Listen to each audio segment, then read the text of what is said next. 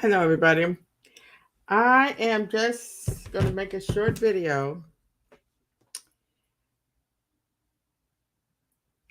I want to, and I advise everybody that's hearing my voice, go a day. I mean, some of you probably already do, but someone like me who's got to be knowing what's going on, and you realize it's the same old thing going on. Same thing, different day.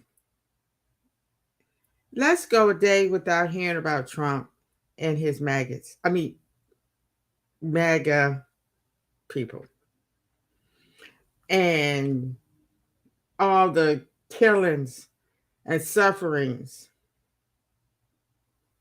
And oh my goodness. Here it is, 2024, and we are starting out the same way we ended. Something got to change. And of course, it starts with the person in the mirror. You wonder sometimes, okay, I'm making all these fantastic changes. I mean, it's just like in your home. You making all these fantastic changes, and you got people still in the home that's drinking and getting high and cussing and fussing and won't clean up after themselves. I mean, it's always kind of all this stuff. But you have to hang in there because you're doing it for yourself. Okay? You're not doing it for them. Because you know that if you don't do it for yourself, who's gonna do it? Okay. These people, they're not gonna die for you. If you get sick, they're not gonna take that sickness from you. So you have to do it for yourself. And when I finally made my mind up that I was gonna stop um bad habits that I had, I realized that not only do I have my own life, I have other loved ones that are dependent on me, that need me. And I know it's a lot of things that I want to do. Okay. Uh, we have goals, we have issues that we need to take care of. And it's hard to do that sometimes when the people that you want to get a better understanding with is no longer with you. So what do? You try to think about good things. You dig deep. Sometimes you got to dig real deep to get some good memories, some good thoughts. um, and I've been working on that, and just kind of leave the past alone. The past is gone. It's over with. And just concentrate on the future. And it is Black History Month. And what I am wondering, why are all these black commentaries and black journalists and newscasters, whatever, I know they got to do what the man tell them to do, but why are we concentrating so much on Trump and all these political um, people? They're people too with a job, and I know that's the newscaster's job to report on the job that they're doing. I don't even want to listen to really. I don't even want to listen to the news today because I know all they're gonna be doing is talking about Biden and his episode with classic um, classified papers and all this stuff. Oh my goodness, this is crazy. They act just like this has never happened before. The only reason why all this stuff is going on and they just talking about it like crazy because it pays. It pays dearly. You can make a lot of money on YouTube is the thing now. YouTube and TikTok, you can get a lot of money.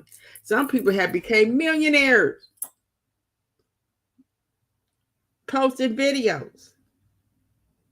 And them people don't have a life because you got to post a lot of videos and you got to be out there getting some good ass videos to post.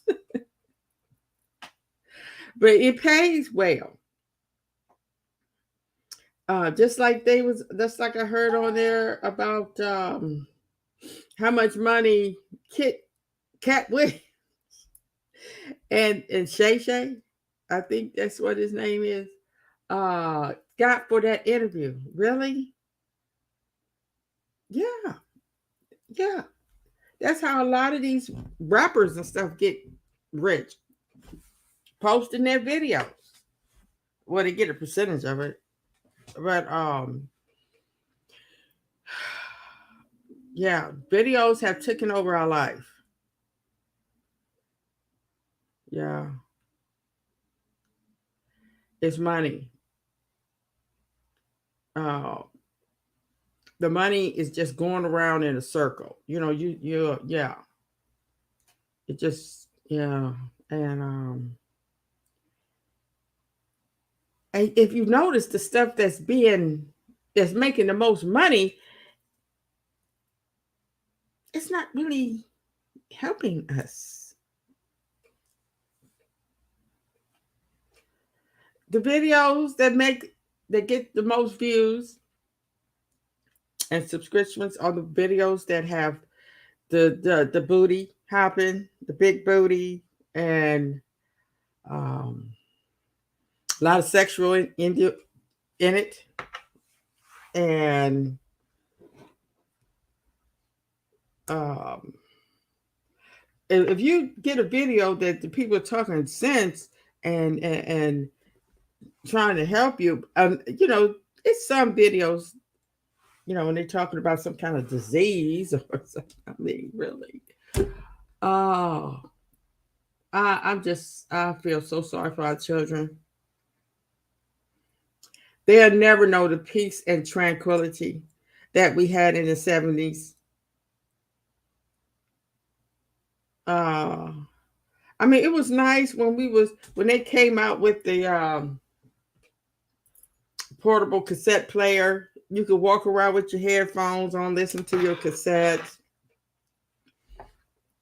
and the music was more wholesome, you know, and you know, we had a little sexy music. Of course, we're grown folks, we do grown up stuff. And you want to hear about it. You want to, listen to it because it has a nice beat and stuff. And now, oh my goodness, the stuff they sing about now is you wonder where these people at, so I could go the other way. And but the tranquility that we didn't have the cell phones, which was good and bad, but in the camera on the phone and the video games. My kids went outside playing. They still go outside playing. But when they're in the house, they want to play on the game. Or they go outside and play on the game. And I don't see these games making these kids any smarter.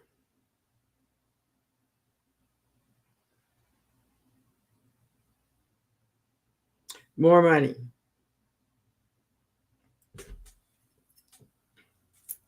And it's always some scams.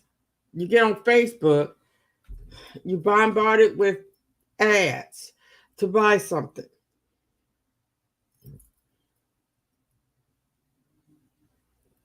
I mean, you could be up all day long shopping.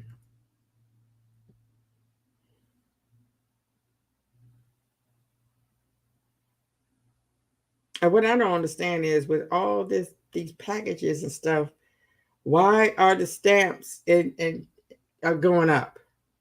They're going to be $1 before you know it. Because I know they probably don't. People are not really sending cards like they used to. They're not really writing letters because you could just send an email. So I'm sure it has went down more than it used to be. But they're trying to make us think that it justified hiking the price up. But I guess everything, when stuff go up, it's a domino effect. This goes up, this goes up, this goes up.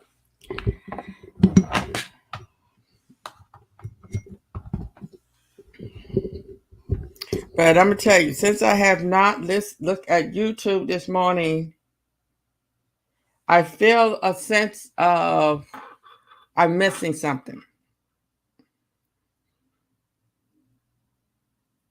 I'm not missing nothing. I'm not missing nothing. Just the same old sad story. It it really is. But I am going to get off of here. But I want to talk about this book. I've had this book a long time. Matter of fact, I got two of them.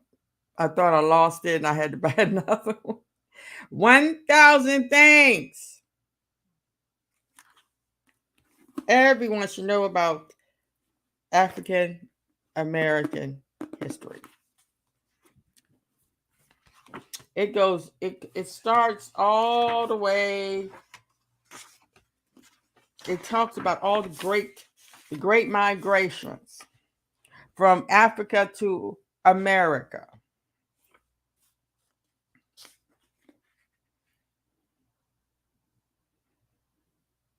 Africans discovered America. You didn't know that, did you?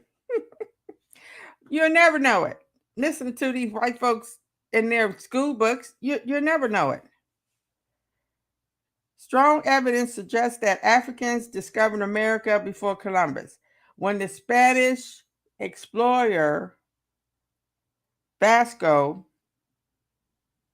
Balboa landed in South America in 1513, he founded a community of Black people already living there. Later, excavations uncovered pre-Columbian pottery and bore faces with the distinctly African features. Most likely, West Africans who sailed into the Atlantic during the 15th century were carried to South America by powerful ocean currents. Yes. There were Black explorers with Lewis and Clark. And James Beckwourth, one of the most famous of the mountain men. Okay? Oh, he talks about all these things.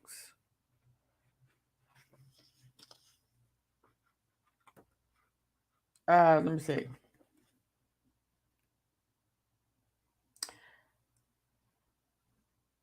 Oh, I'm not going to read all of it, but this book should be in all households that care about the truth about us Black people. They should have it in their home, on their table, and so their children can read it. I don't know what's going on with these children. They don't want to read as much. I've noticed that I'm not seeing kids read that much. You have to make them read. You have to read to them. We should have book clubs, children book clubs all over. And it's hard to get the kids to read because the parents don't care about reading themselves. I'm going to tell y'all something that happened to me. I started a reading program at the library. And I had invited some students, some kids from their school. Their teachers bought them. And I was reading out of this book. They had to be about 8, 9 years old. And I was reading out of this book. And this was about 10 years ago. So I didn't have this book a long time. This might be the new one. And let me see. This book came out in 1996. Yeah. 1996. And I didn't even know nothing about it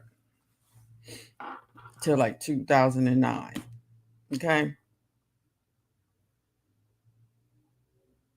I mean, I had all kind of books and stuff, but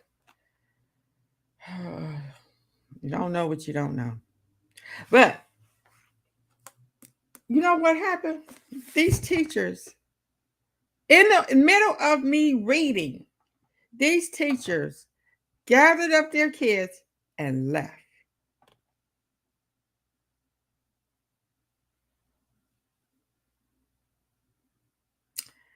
Yeah.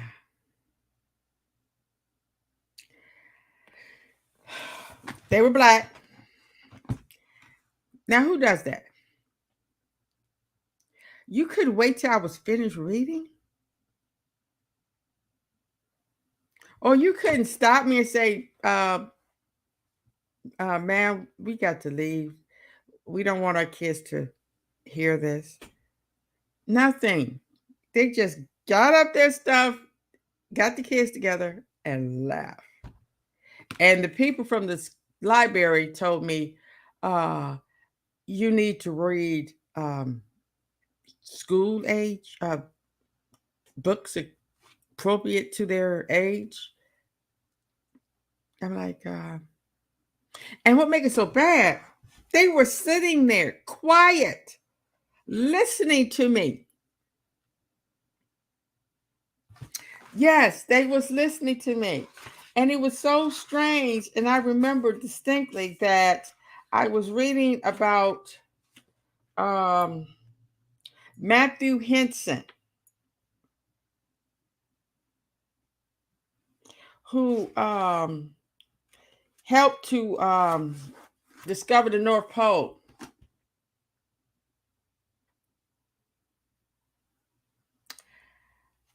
I was so hurt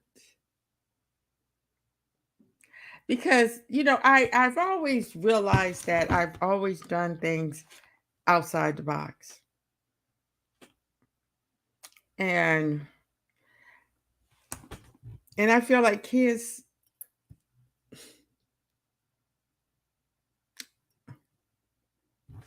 so I went through the library and got other appropriate books, but I thought this was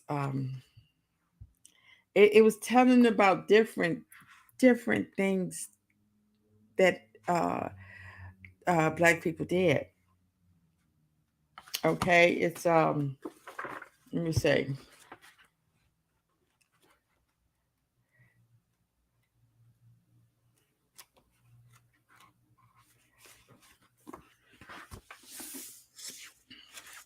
The Caribbean, the 16th and 18th century designation of slaves.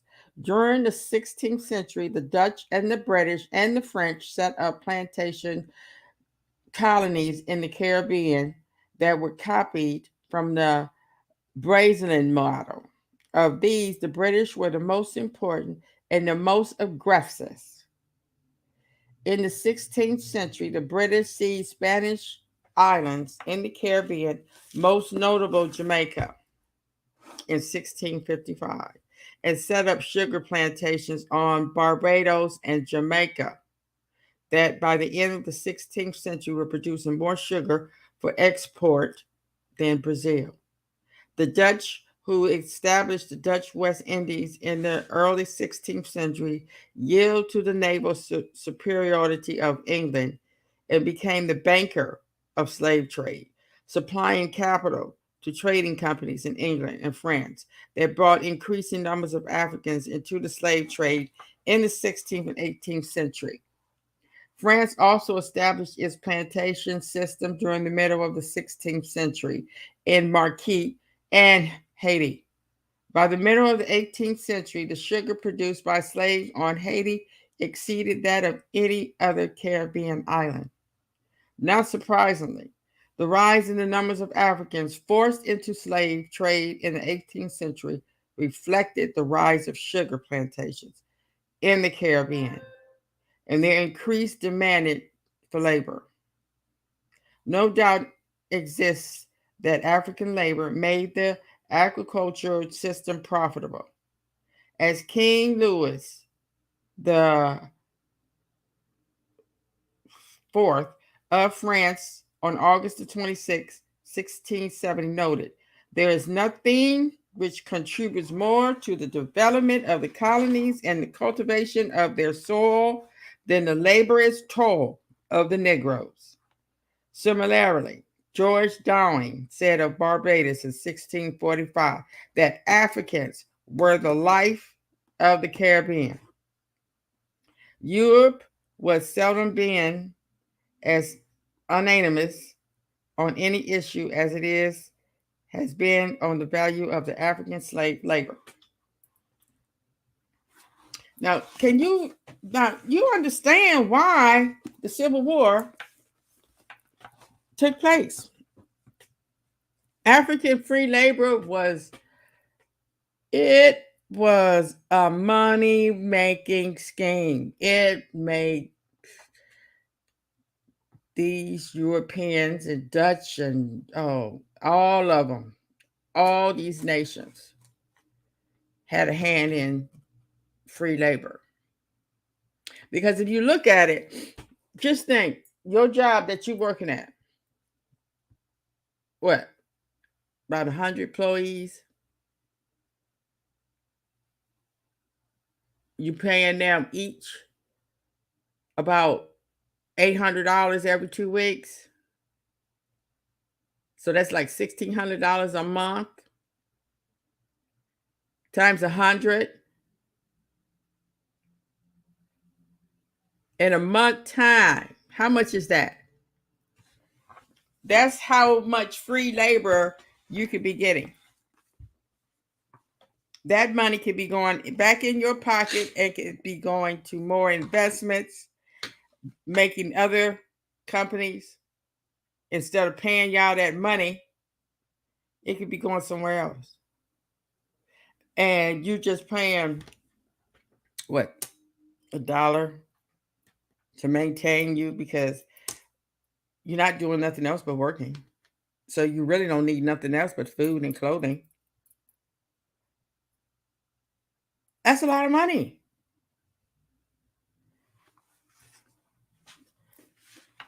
And they said that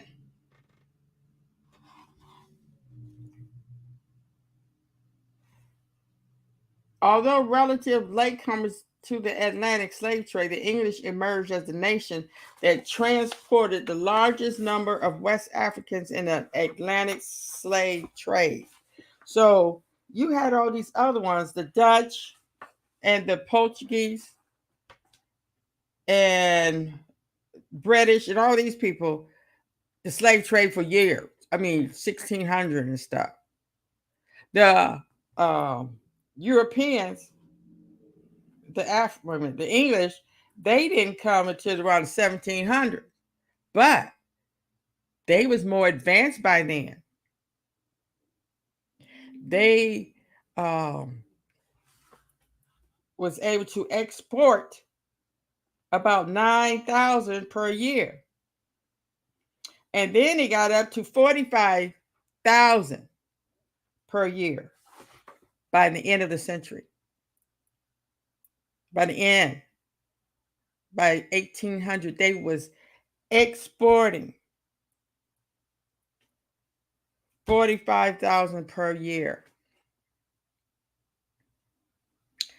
of human beings to labor for free.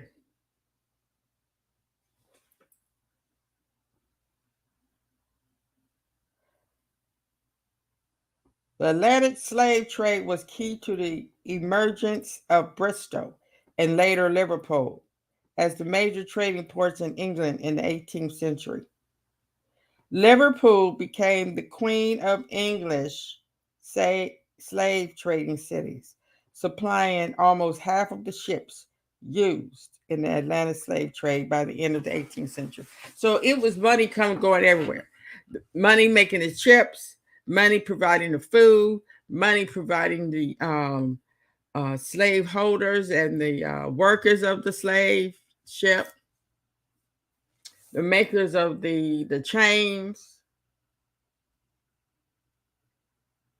Oh, it was a money making scheme.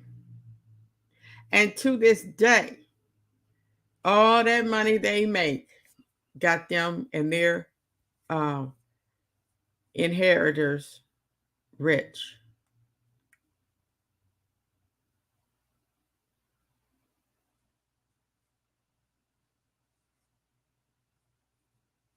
So we always talk about reparations. We need reparations all over the place, all over the world.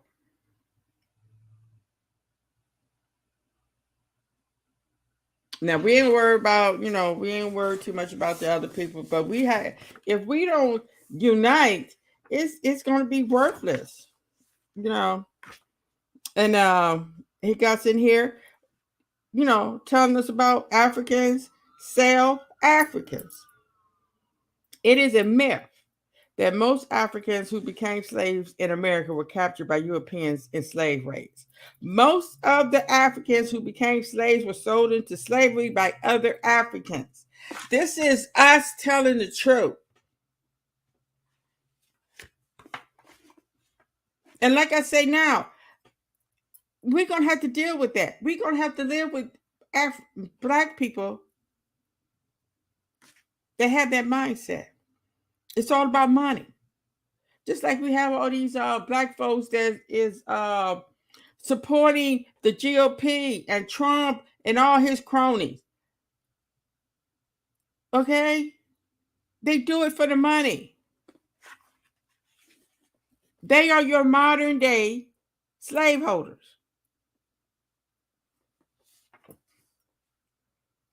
The Portuguese did raid unarmed West African fishermen in their villages in the 15th century, but African leaders had organized sophisticated military defenses and delivered costly, bloody defeats to the Portuguese. Now, they got a movie on Netflix about a queen in Africa that fought the Portuguese, and she went through a lot to try to keep her nation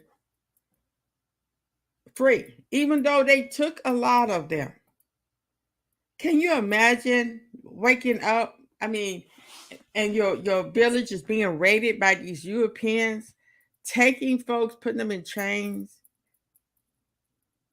They didn't care who you were. They don't care if you was a king or a queen. They would take you and put you under the ship and in the worst conditions.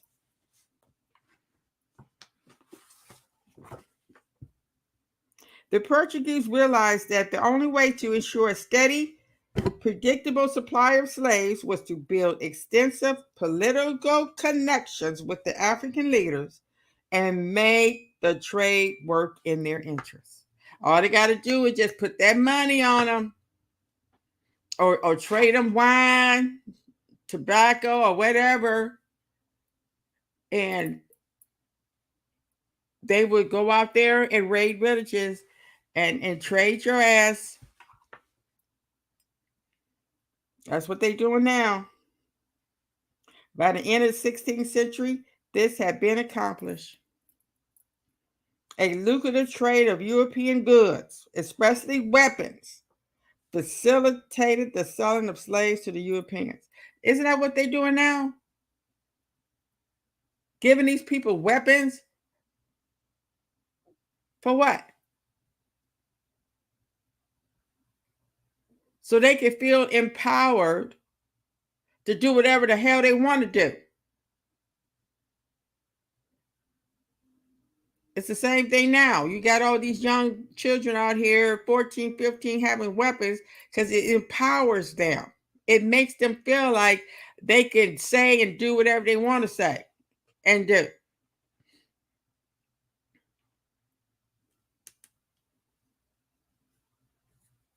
Afterward, most Africans crossing the Atlantic had been captured and traded by other Africans into the hands of Europeans.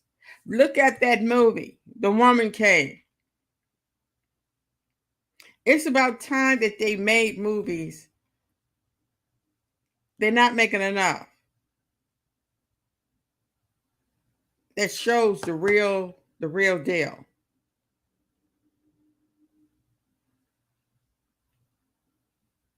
Most of these captured Africans have been captives as a result of war between rival ethnic groups.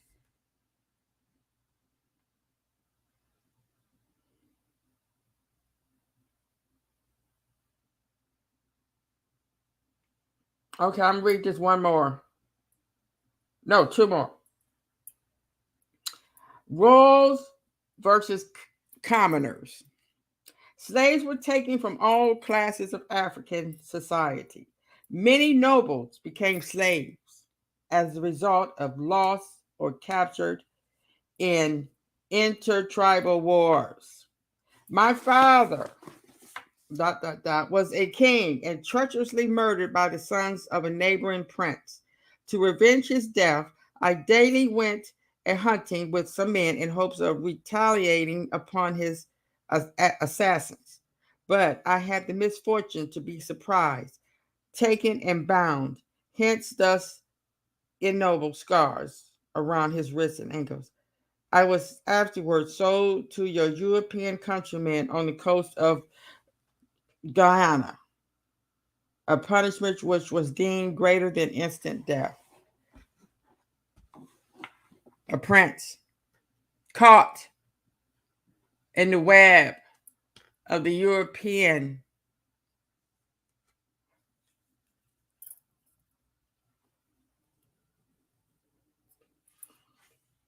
African traded slaves for firearms. Some African leaders sold slaves to Europeans out of military or political necessity. Is it that bad? I mean, it really, you are willing to sell your fellow countrymen for some firearms.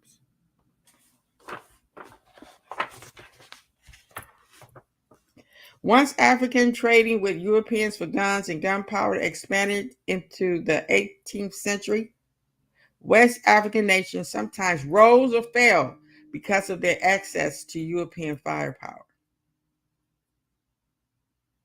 Oh yeah, you could take over some villages if you got them weapons, and all they have is knives and swords. Some African nations had to engage in the slave trade to acquire weapons to defend themselves against other nations who might attack and make them slaves. That's what happened to Africa. I'm telling you, everywhere these white people go, they leave nothing but disaster, destruction, mayhem, and evil and sadistic stuff. The slavers therefore exploded the divisions between Africans who were divided not only by geography but also by language. The 264 Sudanic languages, 182 Bantu languages, and 46 Hamitic languages found in the region made Africa more complex linguistically, culturally, and socially than Europe.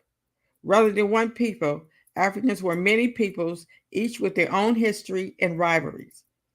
Europeans seek more slaves for expanding Atlanta market, capitalize on these pre-existing national rivalries.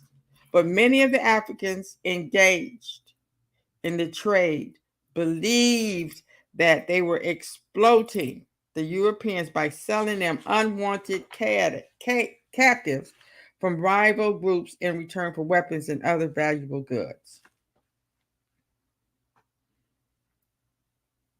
So this book talks about everything. Sports. It talks about every aspect of our lives. It has a history on politics, entertainment, culture, and religion.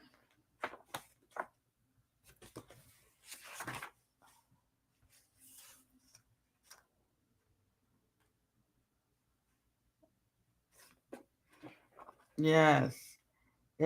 I'm telling you, you got to get this book. You will not go wrong.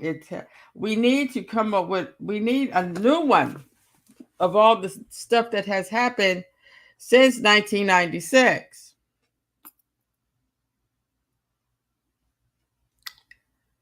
What are we doing with our money?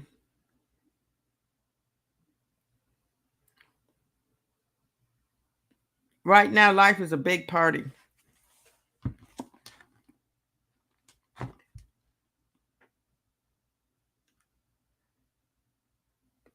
Our children,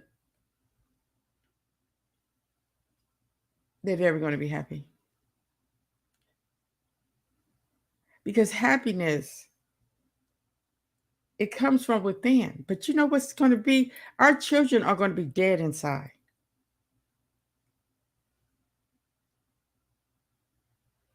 Because everything is going to be commercialized. And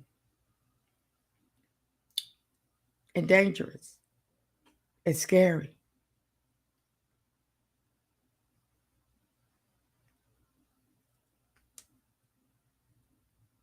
They don't know. You think about these kids over there, like in Israel and Ukraine and Iran. You see what them kids have to go through? They have to wake up to bombings, seeing their mom and dad slaughtered in their face. And the kids over here, they have to be scared to go to school because there might be a school shooting. And the TV programs that they look at are so demeaning and stupid.